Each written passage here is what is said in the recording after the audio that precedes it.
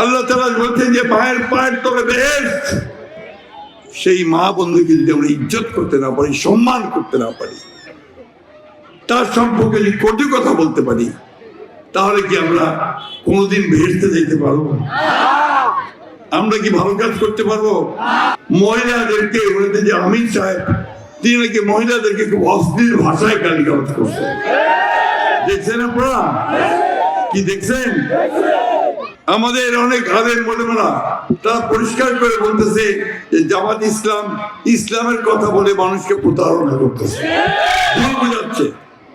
আমাদের একেবারে সাধারণ মহিলাদেরকে, মা বোনদেরকে ভুল বুঝাচ্ছে যে দাড়িপাল্লা ভোট দিলে নাকি আপনার জান্নাত পেয়ে যাবে। নাউযুবিল্লাহ। কারণ এটা কোনো মুসলমান বিশ্বাস করবে না। মুসলমান বিশ্বাস করে যে তার আমলের উপরে নির্ভর করে আল্লাহ তাকে বেহেশতে দেবেন কি, আল্লাহ নির্ধারণ করে। ঠিক তো?